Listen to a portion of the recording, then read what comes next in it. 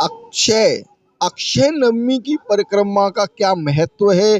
क्यों ये परिक्रमा लगाई जाती है? कहाँ से ये परिक्रमा प्रारंभ होगी? तो अभी हम श्री कृष्ण जन्म स्थान से इस परिक्रमा को प्रारंभ करेंगे। पूरी परिक्रमा आपको दिखाएंगे किस प्रकार से ये परिक्रमा चल रही है। गोपाष्टमी से प्रारंभ होके और देव उठनी एकादशी तक ये परिक्रमा चलती है और पूरे मथुरा मंडल में ये बहुत ही भव्य तरीके से परिक्रमा चलती है। तो सबसे पहले तो हम श्री कृष्ण जन्मभूमि के केशव देव भगवान के दर्शन करते हैं और श्री कृष्ण जी की जेल के भी दर्शन करेंगे जहां पर भगवान श्री कृष्ण जी ने जन्म लिया। जहां श्री कृष्ण जी ने जन्म लिया, जिस जेल में जन्म लिया, वहीं से हम इस परिक्रमा को प्रारंभ करेंगे और पूरी यात्रा को करेंगे। अब मैं आपको पहले बता दूं कि ये परिक्रमा इतनी महत्वपूर्ण क्यों है। जब भगवान श्री कृष्ण जी इस मथुरा मंडल की परिक्रमा करने के लिए आए तो उन्होंने परिक्रमा का तो एक बहाना लगाया था कि मैं ब्रज मंडल को घूम रहा हूँ, ब्रज मंडल को, मथुरा जिले को घूम के मैं देखूंगा कहाँ कहाँ पर क्या क्या व्यवस्थाएं। लेकिन असली में जो सच था वो ये था कि भगवान श्री कृष्ण जी और बलराम जी ये देखना चाहते थे कि कंस ने कितने गुप्तचर अपने कहाँ कहाँ पर हथियार रखे हुए हैं, उन सभी की जानकारी पूर्ण रूप से ले सकें। तो सबसे पहले तो हम महाविद्या देवी के दर्शन करते हैं। महाविद्या देवी ये वो देवी हैं जहाँ पर श्री कृष्ण जी का मुंडन हुआ था और ये मथुरा की परिक्रमा का मुख्य मार्ग भी है और मुख्य मंदिर भी है, काफी ऊंचे टीले पर। इस ऊंचे टीले के दर्शन करने के बाद, महाविद्या देवी के दर्शन करने के बाद नीचे दर्शन होते हैं महाविद्या कुंड के। महाविद्या कुंड से थोड़ा सा ही आगे चलते हैं तो सरस्वती कुंड के दर्शन होते हैं, सरस्वती माता जी के दर्शन होते हैं। और ये वही सरस्वती माता हैं जिनके दर्शन करने के लिए बड़े बड़े सीए, बड़े बड़े आईपीएस अधिकारी बनने से पहले आते हैं माता जी का आशीर्वाद लेने के लिए। सरस्वती माता जी से पहले वो आशीर्वाद लेते हैं और फिर अपने आवेदन करते हैं। तो ये सरस्वती माता जी के बहुत ही भव्य दर्शन आप कर रहे हैं। अभी हम आपको यहीं के बिल्कुल कुंड के भी दर्शन कराएंगे। यहाँ पर सरस्वती कुंड भी है जो अपने आप में बड़ा ही अद्भुत और दिव्य है। कहते ऐसा भी है कि इस सरस्वती कुंड में कोई स्नान कर ले तो उसके चर्म रोग समाप्त हो जाते हैं महाराज। बड़ा ही दिव्य और अलौकिक ये सरस्वती कुंड है। तो सरस्वती कुंड के आप यहाँ पर दर्शन कर रहे हैं। अब हम इस परिक्रमा को प्रारंभ करेंगे और आपको इस परिक्रमा में बताएंगे कि आमले एकादशी की क्या परंपरा है, क्या महत्व है और क्यों इस परिक्रमा को करने से मनुष्यों के फल जो होते हैं वो अच्छे हो जाते हैं। क्योंकि अक्षय नवमी का जो फल है वो बड़ा ही दिव्य और अलौकिक है। यहाँ से थोड़ा सा ही आगे चलते हैं तो चामुंडा माता जी के दर्शन होते हैं।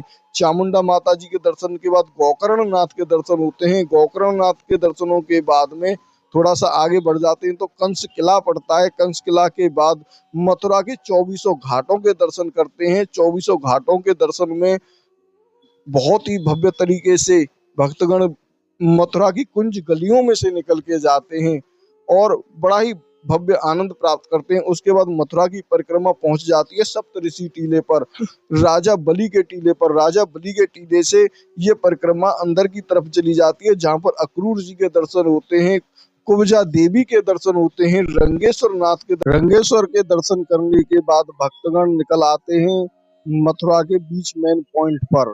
डेम्पियर होते हुए भक्तगण भूतेश्वर की तरफ पहुंच जाते हैं। भूतेश्वर पर भूतेश्वर नाथ के दर्शन करते हैं और उसके बाद में कंकाली देवी के दर्शन करते हैं। भूतेश्वर से पहले ही कंकाली देवी पड़ती हैं और उसके बाद में श्री कृष्ण जन्म स्थान पर पुनः वापस आ जाते हैं।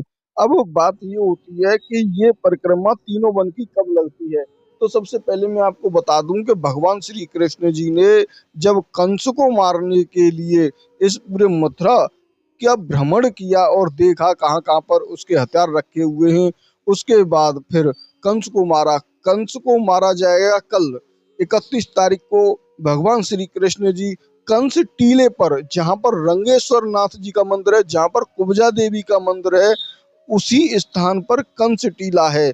सरकारी अस्पताल के बिल्कुल ठीक सामने ही कंस टीला है, जिसे मल्ल युद्ध क्रीड़ा स्थल भी कहते हैं, जहां पर कंस के मल्ल युद्ध किया करते थे। उसी स्थान पर भगवान श्री कृष्ण जी का वो महायुद्ध हुआ जिसमें कंस को मारा था।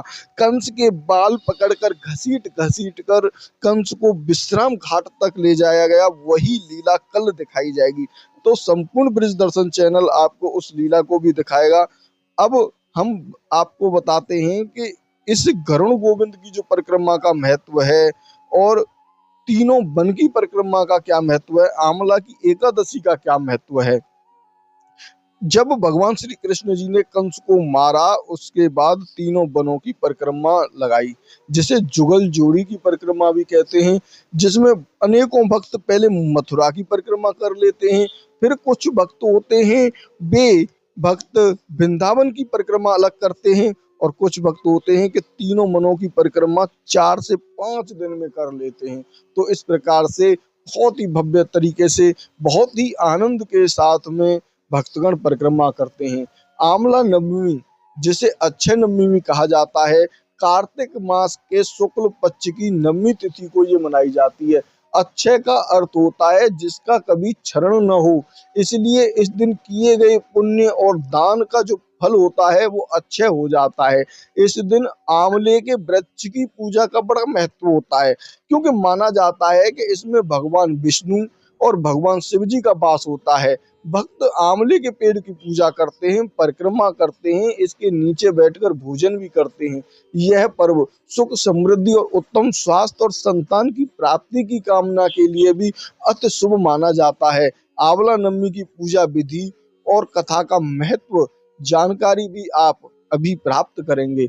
अभी ये महाविद्या देवी के आप बाहर से दर्शन कर रहे हैं, यही वो टीला है जिस पर महादेवी विराजमान है, और नीचे की तरफ अगर आप देखेंगे तो ये महाविद्या देवी कुंड है। यहीं से परिक्रमा प्रारंभ, गोपाष्टमी से ही ये परिक्रमा प्रारंभ हो जाती है महाराज। ये अक्षय नवमी का जो दिन है वो आंवला वृक्ष की पूजा की जाती है। वृक्ष की हल्दी कुमकुम आदि से पूजा करके उसमें जल और कच्चा दूध अर्पित किया जाता है। इसके बाद आंवले के पेड़ की परिक्रमा करते हुए तने में कच्चा सूत या मौली 8 बार लपेटी जाती है। पूजा के बाद इसकी कथा पढ़ी जाती है और सुनी भी जाती है। पूजा खत्म होने के बाद परिवार और मित्रों आदि के साथ वृक्ष के नीचे बैठकर भोजन किए जाने का बड़ा ही महत्व है। अक्षय नवमी के संबंध में कथा ये है कि एक राजा था, उसका प्रण ये था कि वो रोज सवा मन आंवले दान करके ही खाना खाता था, भोजन करता था।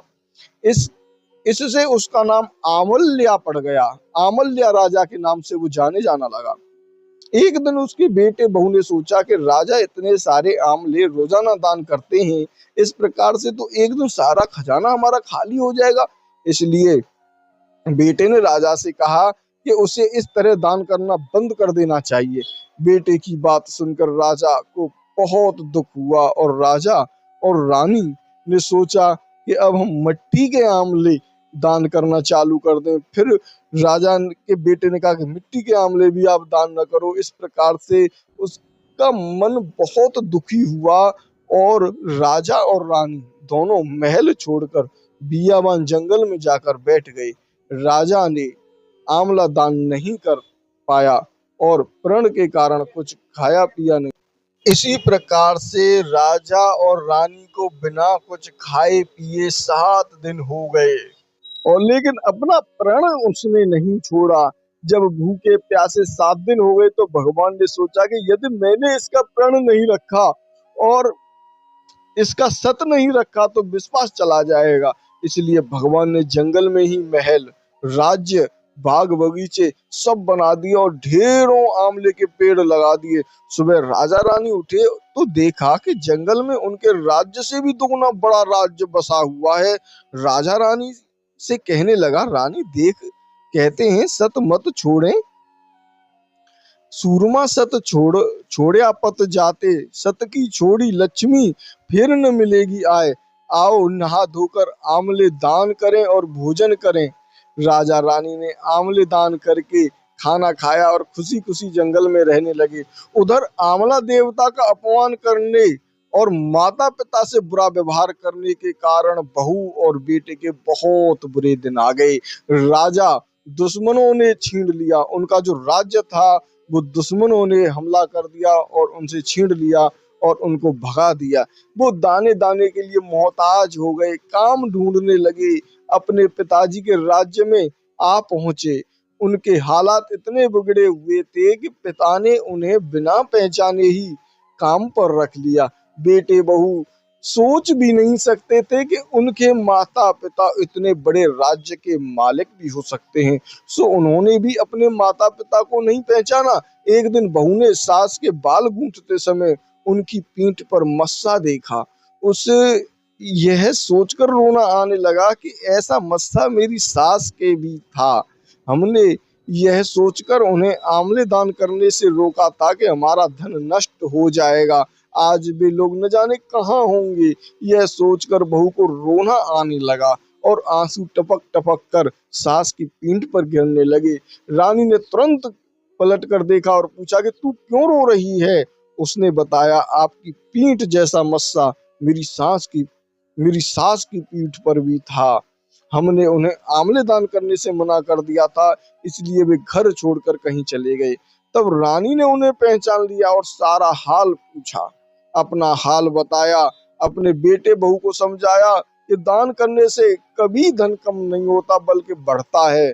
बेटे बहू को अब सुख से राजा रानी के साथ रहने लगे। हे भगवान, जैसा राजा रानी का सत रखा वैसा सबका सत रखना, कहने सुनने वाले परिवार को सुखी रखना। अक्षय नवमी का आध्यात्मिक और पौराणिक महत्व। हिंदू धर्म ग्रंथों में अक्षय नवमी को एक विशेष स्थान दिया गया है। इस दिन के महत्व को समझने के लिए कुछ पौराणिक कथाएं मान्यताएं जानना जरूरी है। भगवान विष्णु का निवास। मान्यता है कि कार्तिक मास की शुक्ल पक्ष की नवमी तिथि से लेकर पूर्णिमा तक भगवान विष्णु आंवले के वृक्ष में निवास करते हैं। इस दिन आंवले के वृक्ष की पूजा करने से विष्णु भगवान प्रसन्न होते हैं और भक्तों की सुख समृद्धि का आशीर्वाद देते हैं। सृष्टि की शुरुआत। एक अन्य मान्यताओं के अनुसार इस दिन भगवान ब्रह्मा ने ब्रह्मांड की रचना की थी, इसलिए तिथि सृष्टि से आरंभ का प्रतीक भी मानी जाती है। त्रेता युग का आरंभ। पौराणिक कथाओं के अनुसार सतयुग की समाप्ति और त्रेता युग का आरंभ भी इसी दिन हुआ था, इसी वजह से यह तिथि बहुत महत्वपूर्ण है। माँ लक्ष्मी का आशीर्वाद। कहा जाता है कि इसी दिन माँ लक्ष्मी ने पृथ्वी पर संकट होने से सभी को धन धान्य का आशीर्वाद दिया था, इसीलिए दिन में माँ लक्ष्मी की पूजा से धन धान्य और समृद्धि मिलती है। अक्षय नवमी अमर फलदायी तिथि क्यों है? अक्षय शब्द का अर्थ है जो कभी खत्म न हो, हमेशा अमर रहे। इस तिथि पर किए गए धार्मिक और पुण्य कार्यों का फल कभी समाप्त नहीं होता, यही कारण है कि इसे अमर फलदायिनी तिथि भी कहा जाता है। दान पुण्य। इस दिन दान पुण्य, धर्म और पुण्य के कार्य करने से बहुत विशेष महत्व है। जरूरतमंदों को भोजन, वस्त्र, धन दान करने से व्यक्ति के जीवन में कभी किसी चीज की कमी नहीं होती है। तपस्या और साधना। अक्षय नवमी पर तपस्या और साधना करने से आध्यात्मिक उन्नति होती है। पूजा और व्रत। इस दिन भगवान विष्णु को आंवले के वृक्ष की पूजा करने से व्यक्ति को सभी पापों से मुक्ति मिलती है और अक्षय पुण्य प्राप्त होता है। अक्षय नवमी को आंवला नवमी भी कहा जाता है। इस दिन आंवले के वृक्ष की पूजा का विशेष महत्व है। इसके पीछे धार्मिक और वैज्ञानिक कारण भी हैं।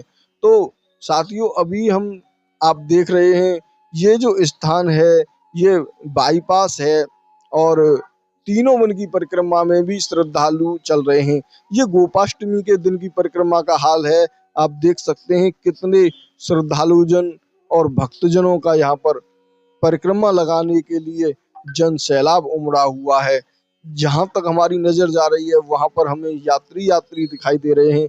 इस वीडियो की स्पीड काफी तेज कर रखी है क्योंकि वीडियो बहुत ज्यादा लंबा हो जाता, जिसकी वजह से आप लोगों को संपूर्ण परिक्रमा करानी थी। तो ये परिक्रमा अभी पहुंच रही है वृंदावन तक। वृंदावन चलते हैं और गरुड़ गोविंद जी के दर्शन करते हुए हम वृंदावन से मथुरा तक पहुंचेंगे, क्योंकि कुछ भक्तगण ऐसे भी थे कि उन्होंने इस यात्रा को प्रारंभ करने के लिए 5 दिन का संकल्प ले लेते हैं। ये लगभग 51 किलोमीटर 50 से ऊपर किलोमीटर की यात्रा होती है। इसमें मथुरा, वृंदावन और गरुड़ गोविंद तीनों ही आ जाते हैं। जुगल जोड़ी की परिक्रमा कहते हैं इसे। मथुरा और वृंदावन की जुगल जोड़ी होती है, तो इसमें गरुड़ गोविंद जी भी सम्मिलित हो जाते हैं, तो तीनों वन की ये परिक्रमा हो जाती है।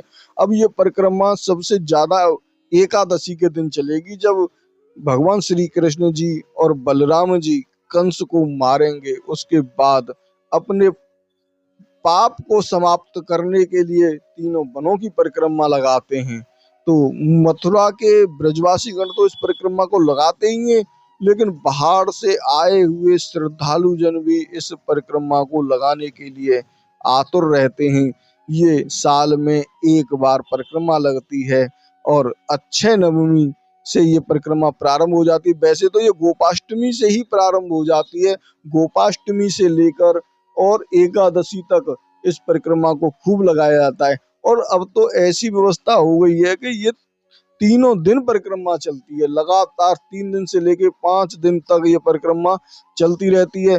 भक्तगण मथुरा की परिक्रमा अलग लगा लेते हैं, कुछ भक्तगण जुगल जोड़ी की परिक्रमा लगाते हैं, तो कुछ भक्तगण तीनों वनों की परिक्रमा भी लगाते हैं, और कुछ भक्तगण एक एक करके तीनों की परिक्रमा 5 दिन में पूरी कर लेते हैं। तो ऐसा भव्य आनंद रस आपको ब्रज में देखने को अगले 5 दिन तक मिलने वाला है महाराज। गोपाष्टमी से लेकर और देव उठनी एकादशी तक आप आ सकते हैं परिक्रमा करने के लिए। तो मथुरा की परिक्रमा तो पंचकोशीय परिक्रमा के नाम से जानी जाती है, तो आप मथुरा की परिक्रमा भी कर सकते हैं, और मौका लगे तो आप इस तीनों वन की परिक्रमा को भी कर सकते हैं। अब अक्षय नवमी को आंवला एकादशी भी कहा जाता है, और इस दिन आंवले के वृक्ष की पूजा का विशेष विधान है। इसके तो पीछे अनेकों धार्मिक और वैज्ञानिक कारण भी बताए गए हैं। आंवले का भारतीय संस्कृति में जो फल है वो अमृत फल के रूप में माना जाता है। इसे अमृत फल इसलिए भी कहा जाता है कि ये अनेकों तरीके की बीमारियों को हमारी समाप्त कर देता है, क्योंकि इसके अंदर विटामिन सी और अन्य पोषक तत्व भरपूर मात्रा में होते हैं, जो स्वास्थ्य के लिए बहुत लाभदायक होते हैं। हर व्यक्ति को कम से कम 1 से 2 आंवला हर रोज खाना चाहिए, चाहे आप उसे किसी भी रूप में खा लें। आंवले का मुरब्बा खा सकते हैं, आंवले का अचार खा सकते हैं, आंवले की चटनी खा सकते हैं। अगर कुछ न बने तो एक आंवला सब्जी में डाल लो, उस आंवले को बाहर निकाल लो, वो पक जाएगा तो उसे भी खा सकते हैं। अनेकों तरीके से आप इसका इस्तेमाल कर सकते हैं। और बहुत लोगों को तो ये कड़वा लगता है, कसैला लगता है, तो उसके लिए तो आंवले का मुरब्बा सर्वश्रेष्ठ है। इस प्रकार से आंवला बहुत लाभदायक होता है। जैसा कि पहले बताया गया है, मान्यता है कि इस दिन भगवान विष्णु आंवले के पेड़ में वास करते हैं, इसीलिए इस वृक्ष की पूजा करने से व्यक्ति को सीधा भगवान का आशीर्वाद प्राप्त हो जाता है। इस दिन आंवले के पेड़ के नीचे बैठकर भोजन बनाना और खाना बहुत शुभ माना जाता है। इससे व्यक्ति को सौभाग्य और स्वास्थ्य की प्राप्ति होती है। आंवले के पेड़ की पूजा करके उस पर कच्चा सूत लपेटना, आरती करना, दीपक जलाना अति शुभ माना जाता है। इसके बाद प्रसाद के रूप में आंवला ग्रहण किया जाता है। अगर आप अक्षय नवमी की पूजा करना चाहते हैं तो आपको इन चरणों का पालन करना पड़ेगा। सुबह जल्दी उठकर स्नान और साफ वस्त्र पहने, पूजा के लिए सभी सामग्रियां जैसे दीपक, हल्दी, कुमकुम, अक्षत, फूल, आंवला फल इकट्ठा करें। किसी बगीचे या मंदिर में आंवले के पेड़ के पास जाएं। अगर घर में आंवले का पौधा है तो उसकी भी पूजा कर सकते हैं आप। आंवले के पेड़ के तने को जल से पवित्र करें, उसके चारों ओर कच्चा सूत या मौली 8 बार लपेटें, हिंदू कुमकुम, अक्षत और फूल चढ़ाएं, पेड़ के नीचे दीपक जलाएं, भगवान विष्णु का ध्यान करें और मंत्रों का जाप करें। पूजा के बाद प्रसाद के रूप में आंवले के फल को ग्रहण करें। इस प्रकार से बहुत ही भव्य आनंद के साथ आप लोग इस परिक्रमा को कर सकते हैं और आनंद ले सकते हैं। तो अभी हमारी जो परिक्रमा है ये गरुड़ गोविंद मंदिर से निकल चुकी है। गरुण गोविंद मंदिर से प्रियाकांतजू मंदिर तक ये एक नाले के बराबर में रास्ता जा रहा है, जिससे यात्रीगण श्रद्धालुजन पैदल चल के आगे बढ़ते हैं। इस परिक्रमा के अंदर खाने की, रहने की भी व्यवस्था मिल जाती हैं। जगह जगह पर भक्तगण यहाँ पर इन श्रद्धालुओं के लिए अनेकों तरीके की व्यवस्था करते हैं। कनक धारा स्त्रोत यानी स्वर्ण अर्थात धन की वर्षा करने वाला मंत्र और स्तोत्र, जिसकी रचना भगवान शिव के अंश अवतार आदि गुरु शंकराचार्य ने की थी। इस स्तोत्र का पाठ शुक्रवार पूर्णिमा के दिन, दिवाली और संवत हो तो नियमित करना चाहिए। जो लोग कनक धारा स्तोत्र का पाठ करते हैं उनके घर देवी लक्ष्मी धन की वर्षा करती है। कनक धारा स्तोत्र देवी लक्ष्मी को आकर्षित करने वाला मंत्र है।